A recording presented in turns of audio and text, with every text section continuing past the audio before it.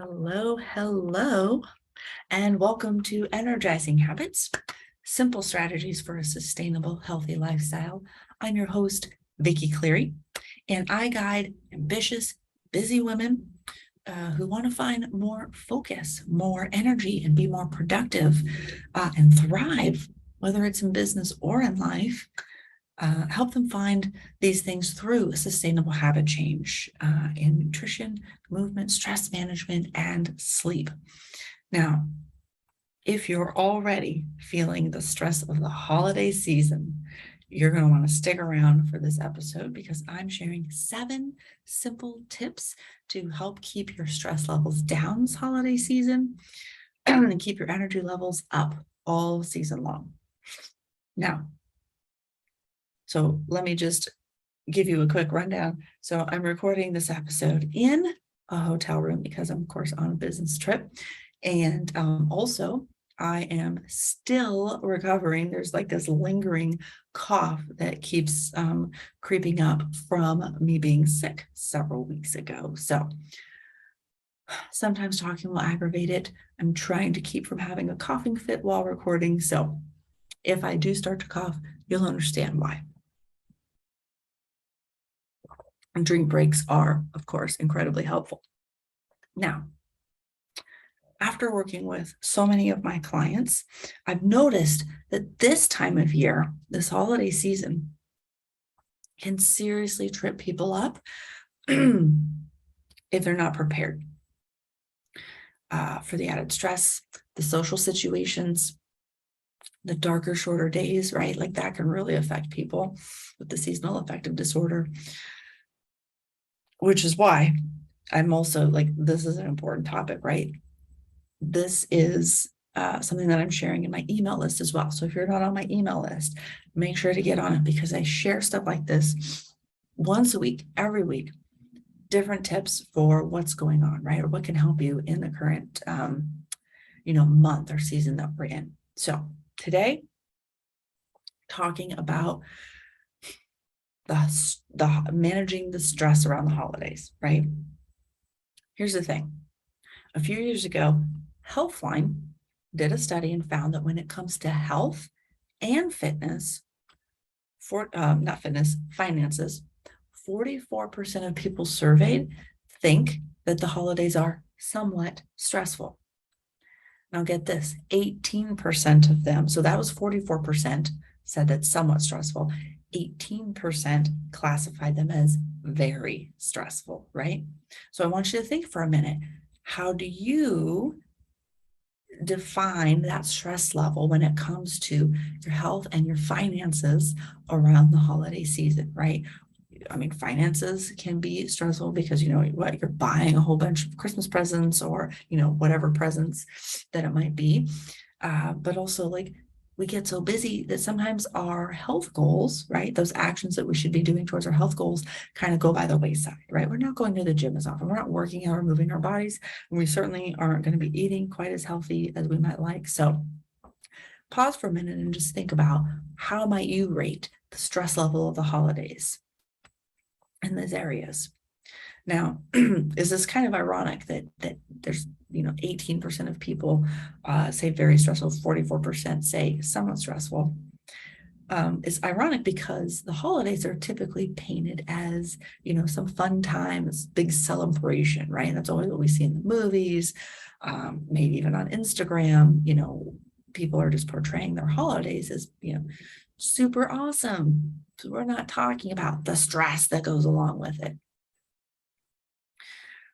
But if you are one of those people who does get stressed, there is something you can do about it. There's actually 7 things that you can do about it, which I'm going to share with you today. So make sure you have a pen and paper handy so that you can capture some of these down, right? So you can take some notes about what you want to try this holiday season.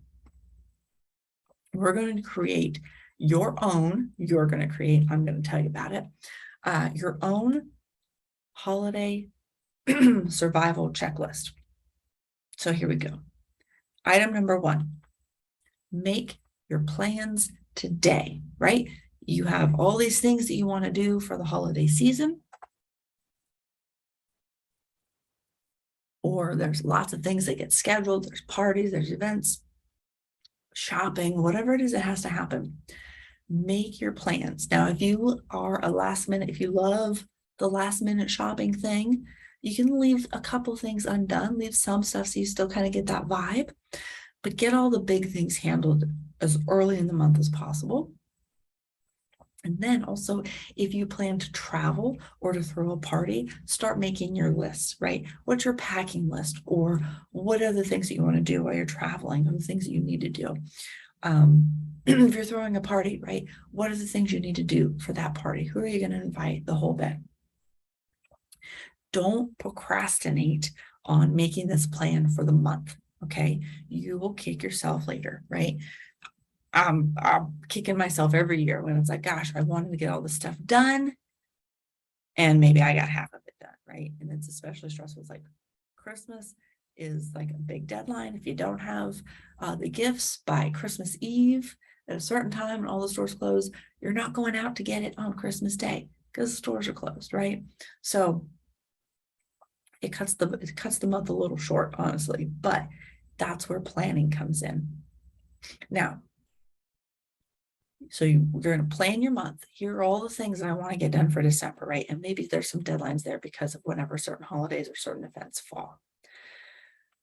Then you're going to take, every week, maybe it's every Sunday or whatever day works for you. You're going to go through and plan the days of that week, right? So if I'm on Sunday, Monday, I'm going to, here's what I'm going to be, I like to meal plan. So if you like to do your meal, I'm going to be eating this for lunch. Here's what I'm having for dinner. Whether I'm working out, what are the different meetings, the different things that I need to do on Monday and Tuesday and Wednesday, Thursday through the week. Okay. Now, there can be some flexibility in here. Doesn't have to be this rigid, plan for every single day of the week. You're just kind of penciling some stuff in so you get the feel for what this week is going to entail. It will also help you see, does something need to fall off for that week, right? And you get to choose, because you're in this planning process. We're using our decision making, our prefrontal cortex, before we're like in the moment, in the stress. We get to make the decision up front. What's going to fall off the plate? What has the biggest priority? So that we can be very intentional about it. So you're going to plan the week, building in some flexibility. So again, this is where your meal planning comes in. This is where your movement, right? You're going to plan out when that's going to happen. Then every evening, you're going to take a look at that next day, and you're going to even solidify it a little bit more. I like to still have a little bit of a layer of flexibility, but I can at least be a little bit more intentional, right? If I'm planning on going to the gym, I'm packing my stuff, right? So I can be ready to go. If I know that I'm going to be eating out that day, I'm making a decision the night before. What am I going to be eating? Do I know the restaurant I'm going to, or at least to the point, like I'm going to make a healthy choice? I'm making that decision the night before, again, with our decision-making skills rather than our like in the moment, got to make a decision reaction kind of a mode. And then, again, any prep. So if you're doing that planning for the next day, any prep that goes along with it, so that you can go to bed a little bit, freer in your mind about, like, you don't have to worry about, I have to pack my stuff in the morning, I have to pack my lunch, whatever it is, like you're good to go. Okay. So item number 2, making time for movement every day. No excuses, right? Moving your body is going to help you fight stress. It's going to help you sleep better. It's going to help boost your energy and your metabolism, and it's going to boost your immune system, right? So that's 5 major benefits that moving your body will give you. All of those are super imperative for having a happy and healthy holiday season, right? Now, your movement doesn't have to be a big deal. If you only have time to move for 15 minutes, on the treadmill, or maybe it's like breaking it out into chunks. Maybe it's a 5-minute stint here, 5-minute walk here, 5 minutes here, whatever it is, but trying to get at least 15 minutes of moving your body. It could be, walking, yoga, maybe you want to do a big workout, whatever you have time for. just making sure that whatever that time is, that you're making it a great, if it's 15 minutes, a great 15 minutes. If it's 30, it's a great 30 minutes. And you're really getting your endorphins and your blood moving while you're doing this workout. Now, item number 3, eating until you're satisfied, but not stuffed. So again, right, you're going to pick up on this theme. We're deciding in advance what we're going to do, right? So before we're in the, I got to make a decision now because I'm faced with a, couple of decisions to choose or whatever. We're making a decision up front, prior to how we're going to carry ourselves. So here, we're going to make a decision that we're not going to overly stuff ourselves, right? We're going to eat to, we're satisfied, 80% full. And that a couple ways you can do that is use a smaller plate, right? Sometimes when you go through the buffet line of the holiday dinner, it's like you've got this massive plate and you feel compelled to fill it because everything looks delicious. If you have a smaller plate, you're naturally putting less food because there's only so much surface area. Now, you can also take smaller portions of everything, right? You don't have to fill up on the corn casserole, right? Or on stuffing or whatever it is that you really like to fill your plate with. Take smaller portions. That way you can have a bit of everything that you want to try or everything that you know that you like without having these big portions that you then, again, feel compelled to eat because they're on your plate. So smaller plate, smaller portions. And then also there's a mindfulness component here where you are checking in. All right, I've had, a portion of my food. How am I feeling? Do I feel good? Do I feel like I'm getting stuffed? Am I starting to feel uncomfortable? Maybe I've gone a little too far, but the idea that you're eating until you feel satisfied, right? You're identifying that, yes, I have eaten a meal and I feel nourished, right? I'm feeling kind of full, but we're not engorging ourselves. We're not stuffing ourselves to the gills because, the food was so good that we couldn't stop eating. Now, if you empty your plate and you're still kind of feeling like, yeah, because you did smaller portions, whatever, I'm still kind of hungry, right? Wait a bit, maybe set a timer, 15, 20 minutes, whatever, wait a bit, and then go back for seconds, okay? You don't have to have all the food within a 30-minute window, okay? You can spread it out a little bit. We also don't want to keep grazing throughout the day because that's a whole nother issue, right? But 2 little chunks if needed, just to make sure you're feeling like you're satisfied from the meal, and then move on, right? Go do something else. Maybe go for a walk afterwards. That's one of the big things I was telling everybody who would listen after Thanksgiving. After your meal, if you're feeling kind of tired or whatever, try going for a walk, get some fresh air, move your body. All right. So now item number 4 actually goes along with item number 3. Making sure that you enjoy your holiday treats, those that are really worth it to you, right? So that you get this feeling of indulgence without overindulging. Okay. Just because it's the holidays doesn't mean we have to feel like there's a free license to eat all the sugary treats that we could possibly, get our hands on, right? Just the ones that you feel are worth it. So if Auntie Jane makes the best darn chocolate chip cookies, with what the holiday sprinkles or whatever it is, and you only get those during the holidays, by all means, have one. The idea is that you're not overindulging. You're not like gobbling them up without control. You're making a decision. Again, you've made this decision probably the night before, probably before you even walked in the door of the event, to say, okay, I'm going to enjoy my food. I'm going to have the foods that I know I like, and I'm going to enjoy them in smaller portions so that I feel indulged without overdoing it. Now, also, that goes back to staying away from a deprivation mindset, right? So items 3 and 4 both. get into this avoiding the deprivation mindset, because when we tell ourselves that we cannot have something, you're more likely to fixate on having the thing. I'm very much that way, right? If I go into something that I can't have any sugar, I'm going to be drooling and thinking all the time, oh, I really want that sugar. I really want the thing that has the sugar, right? I really want those cookies. I really want this, or I really want that. That's all I can think about. I fixate on it. And I'm not alone. I know a lot of people do that. So when we know that we can have these small indulgences, when we know that we can have all the things that we want to try, we're just going to choose smaller portions. That gets out of that deprivation mindset. And we're not telling ourselves we can't. We're telling ourselves, I'm making a important decision in my health that, well, yes, I can still indulge. I'm just not going to overdo it. Okay, so moving on to item 5. Item 5 is making time for sleep. A rested body and mind equals having a better mood and less stress and a stronger immune system, and just overall feeling great, right?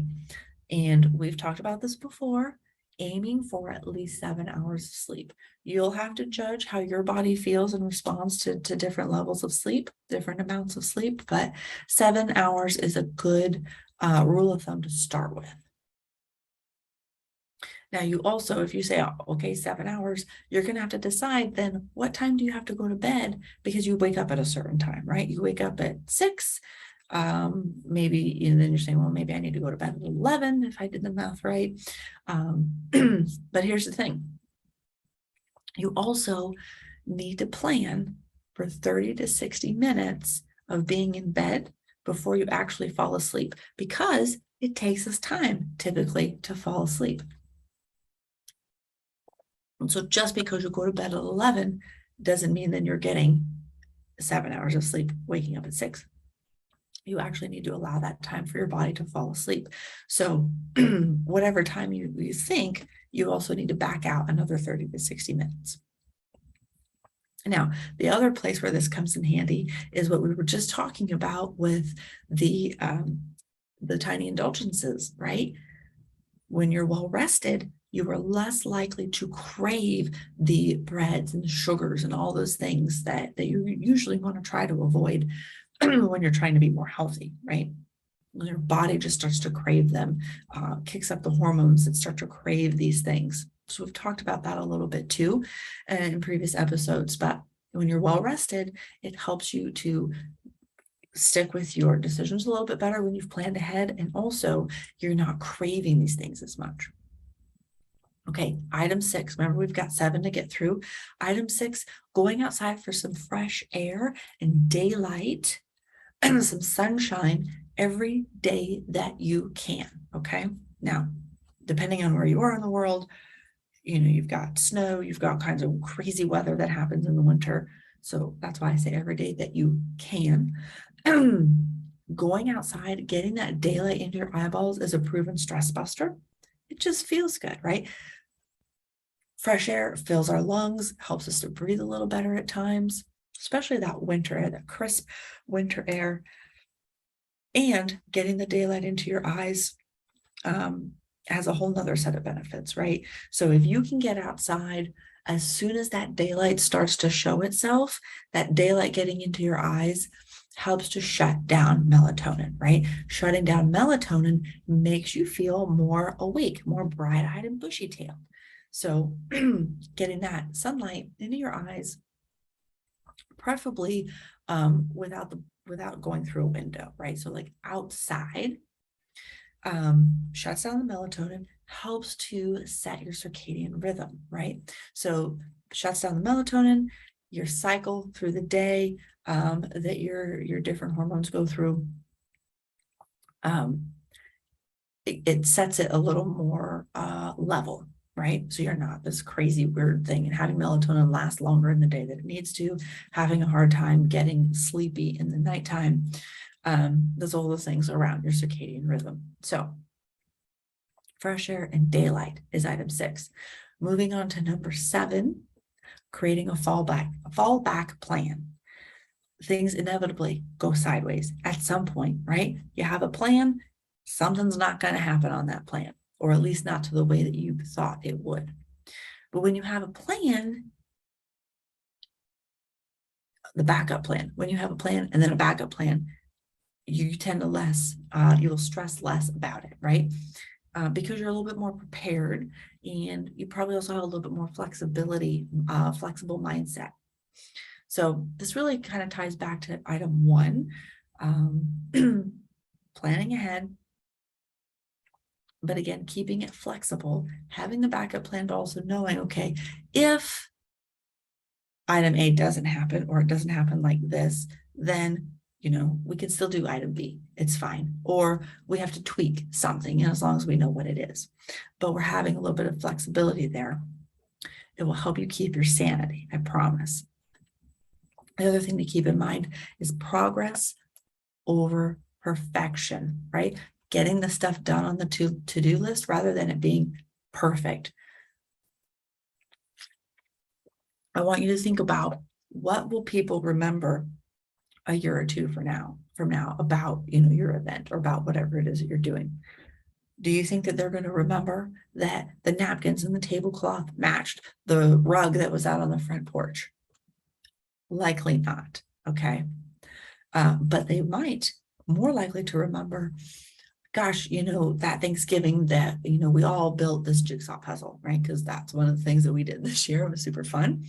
But maybe, you guys had great conversation and you were just enjoying yourselves, just being in each other's company. That's the kind of stuff that more people are likely to remember. And if you're busy stressing about all these things, you're not going to get to enjoy yourself quite as much, right? So focusing on the things that really do make a difference and trying to let go of those things that don't.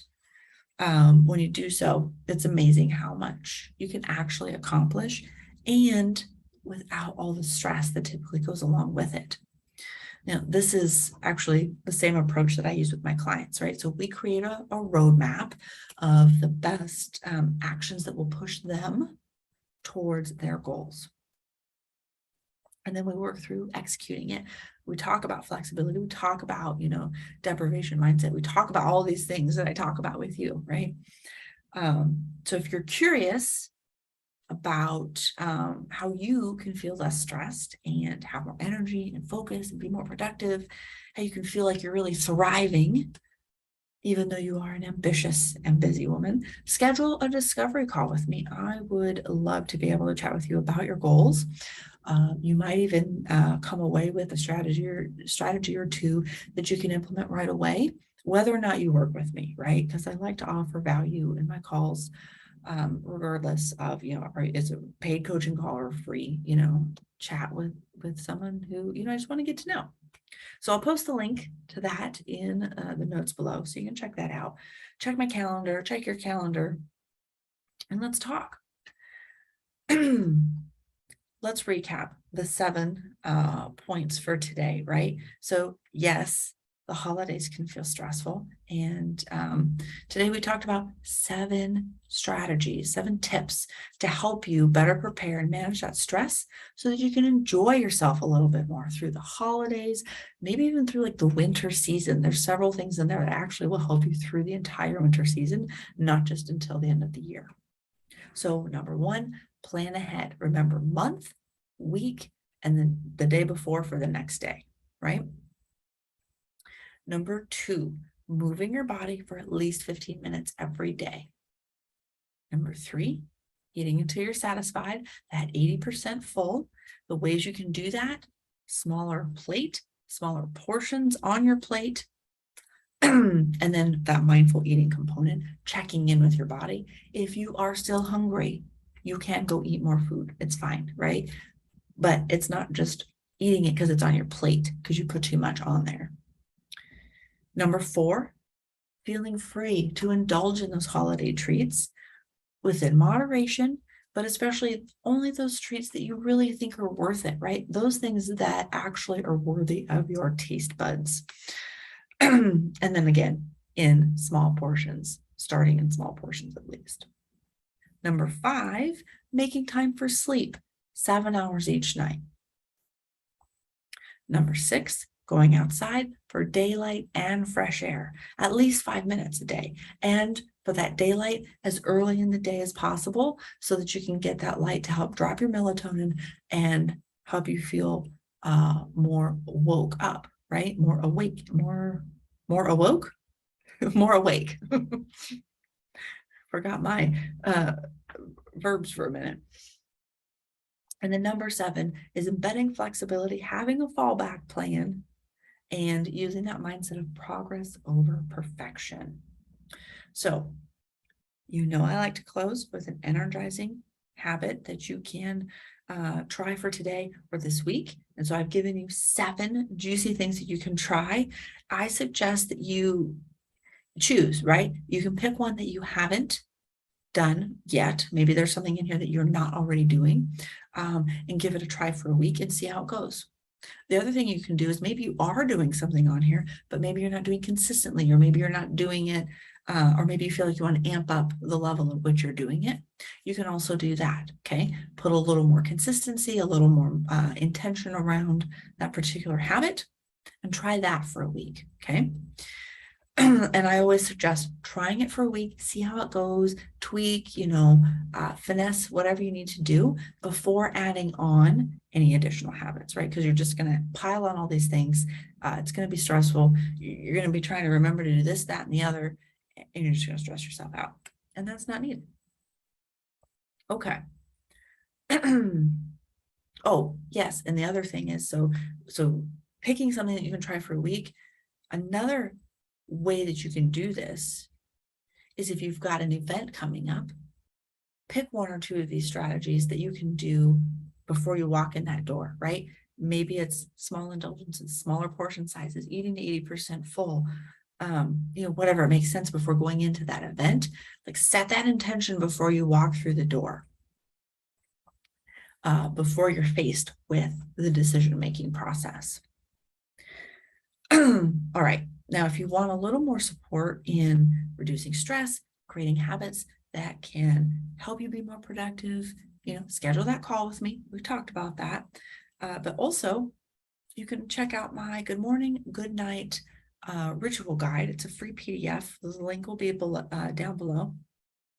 This will help you work through your current morning and evening routines so that you can create them or finesse them, making some simple tweaks, updating to some sustainable habits.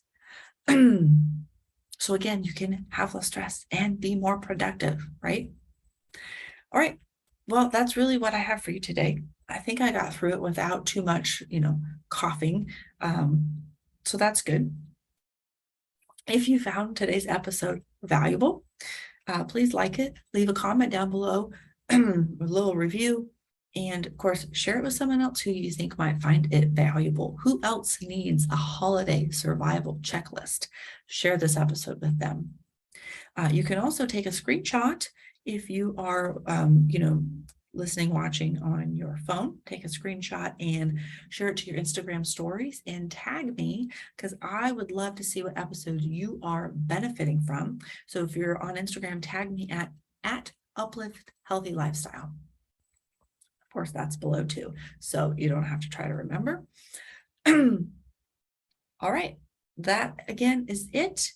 Here's to having less stress and more of what really matters. Have an energized day.